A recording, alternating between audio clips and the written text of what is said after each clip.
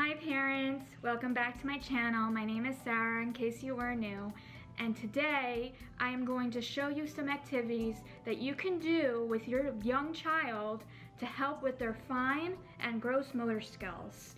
Let's get started.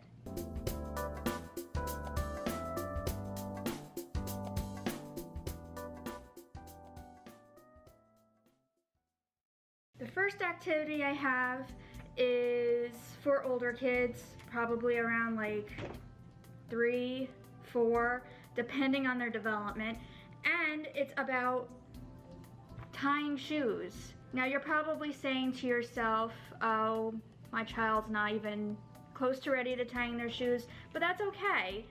We're going to just see if they can take their fingers, try to tie or even pick the string up and hold it in their hand like this, and then try to tie the strings together. Because when children are 3, 4, maybe more 4, they're trying to learn how to tie their shoes. I know there's more like Velcro shoes today in these days, but I think it's very important for the child to know how to tie their shoes.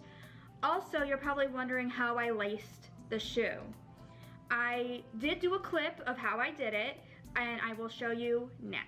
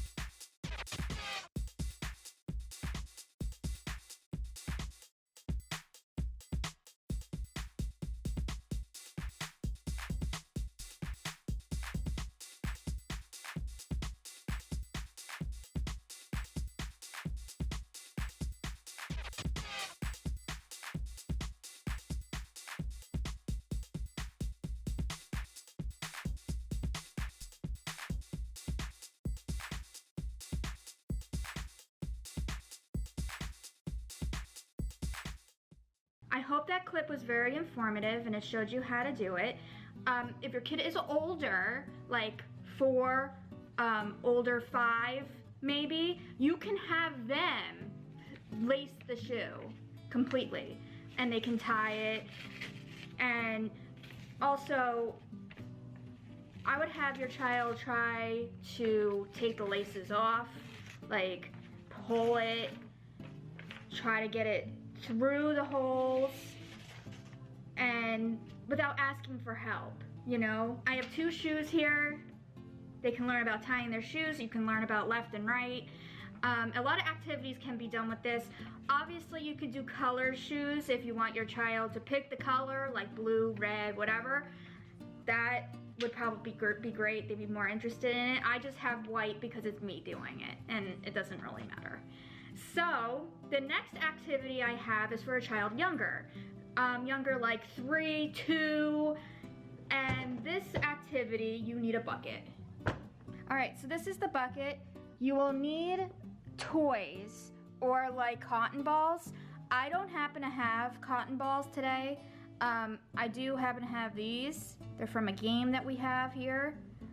I wouldn't use a toy this small. This is just what I have around. And you're gonna need cooking tongs. You know, you use for grilling, to flip things over. Yeah, stuff like that. And this particular thing is good for a child that's 2, maybe even 1, because it fits their whole entire hand. And what you're going to do is, you're gonna have your child try to pick up the object, and then using balance and fine and gross motor skills, try to drop the ball into the bucket. And then they're gonna do it again a couple more times to another toy or cotton ball and have them drop it in. And then again until all the balls or whatever are in here, And then you could just have them try to take it out. You could fill the bucket up with water and see if they can use the tongs to get it out with water in, or you can even use a spoon. This is a good activity for a child that's a little older, but you know, 2 and 1-year-olds can definitely do it because of the tool you're using. The toys you could be using have to be bigger. They can't be these little balls that I'm using because of choking hazard, but this is a good activity to do. Now what we're gonna do is we're gonna work on an activity for a child that's 5 months. I know that's a little hard and a little daunting because you have to find an object that's big enough for them to pick up, but I have an idea. You can use cereal to, like, I would say like puffs, yogurt bites or melts. You can use that and have them work on fine motor skills, the pin to grasp, have cereal here, and then have them try to pick it up themselves and pick it up and put it in their mouth. Obviously, don't use a toy to have them pick it up in their mouth. That's gonna be what they're gonna wanna do. I would probably use a food that you're trying to get them used to eating, like cereal, yogurt malts, puffs, anything like that. I would not use a small toy. Also, if you're trying to get a baby involved in a fine gross motor activity with other kids that are bigger, like 1, I would suggest getting a bucket and fill it up with water toys that are very big and can't go in their mouths, they can't swallow them. Fill this up with like water, soap and water, and then have them put their hands in here with the toy so they can feel around, and then try to find the toy and pick it up. You're gonna need to observe them, make sure they're not gonna, you know, fall into the bucket, but with you watching them, they can have a good time using their fine and gross motor skills, and you can work on it with them. There's a lot of activities you can do for fine and gross motor for older kids, for younger kids. You can